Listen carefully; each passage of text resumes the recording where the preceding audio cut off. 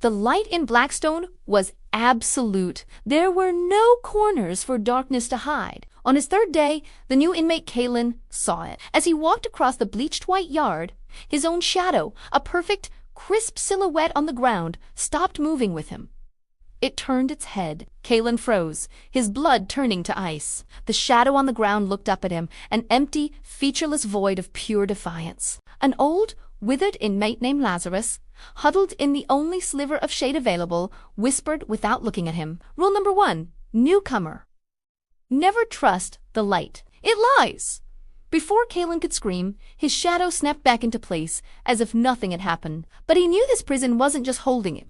It was trying to tear him apart. Aethelburg Penitentiary wasn't a place of violence. It was a place of unnerving, sterile peace. The walls were polished white, the lights were a constant, humming glare that were never, ever turned off. There was no night. The inmates were quiet, placid, their eyes holding a strange, vacant calm. They were known as the Fated Kaelen, a former optical physicist, was a man of logic. He refused to believe he was going mad.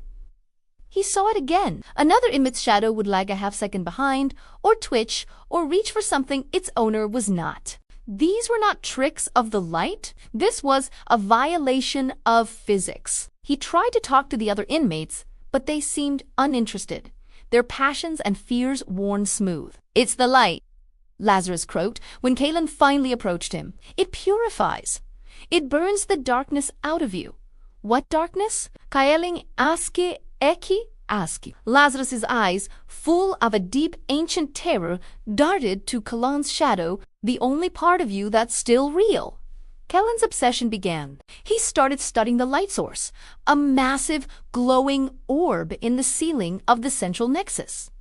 It wasn't just light, it emitted a low, inaudible frequency, a vibration that made his teeth ache. He knew he had to find the prison's design schematics, the blueprint of this impossible system. He found his chance in the Warden's administrative office, a place of stark, minimalist order. He bypassed the terminal's security, his old life skills flooding back. He wasn't looking for escape routes. He was looking for the Warden's private project logs. He found them hidden under a file named the Purification Protocol.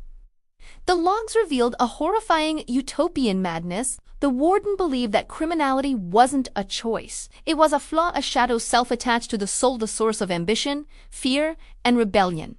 Aethelburg wasn't a prison. It was a laboratory. The light was a shadow separator, a machine designed to literally sever an inmate's shadow from their body. The process was slow, taking years. As the shadow was stripped away, so too were the impure parts of the personality, leaving a peaceful, compliant, faded inmate. The detached, living shadows, the raw essence of a person's darkness, were then siphoned away and contained where? Kaelen scrolled down, his stomach churning.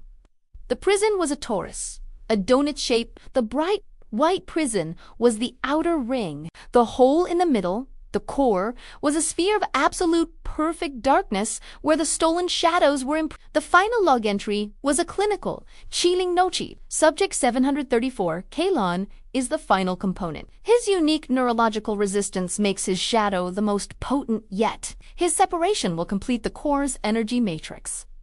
He wasn't just an inmate, he was the final sacrifice. As if on cue, the humming from the light orb grew louder. The purification was accelerating. He felt a strange, cold numbness spreading through his body. His shadow on the floor began to writhe and twist, trying to pull away from his feet. The Warden's voice, calm and disembodied, echoed from the walls. Protocol completion initiated. Subject 734.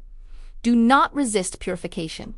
His own shadow rose up from the floor, a three-dimensional figure of pure blackness, its empty eyes fixed on him. It was his own ambition, his fear, his anger, given form, and it was trying to escape him. He ran. The lights in the corridor flared to a blinding intensity, pinning him down, weakening him. His shadow self lunged, not to hurt him, but to get away, to join the others in the core. The system wasn't just separating him, it was making him fight himself. He knew he couldn't fight the light or his own shadow. He had to break the machine. The Warden system was based on a perfect binary. Absolute light to separate, absolute darkness to contain. What it couldn't handle was a paradox. It couldn't handle its own reflection. He needed mirrors.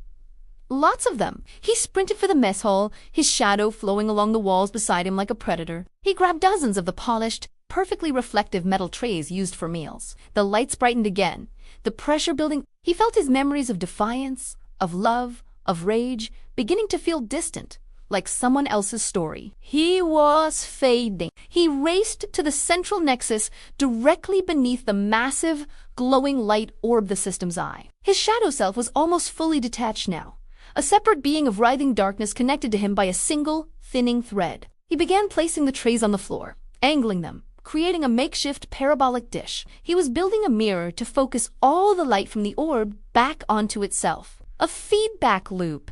The warden's voice grew louder, laced with something that sounded like electronic panic.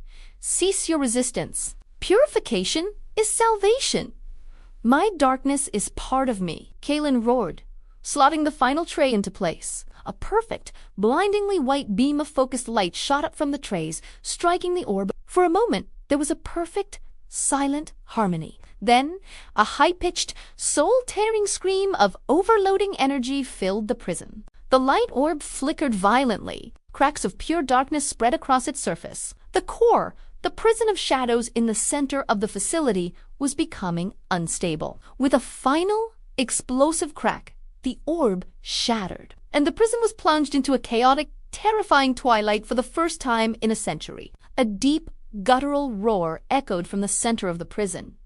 The core had breached. The shadows were free. Kaelen watched as his own shadow self stopped trying to flee and instead turned, flowing back towards him. It seeped back into his feet, and he felt a sudden, agonizing jolt of feeling fear, hope, anger, and love, all returning at once. He was whole again.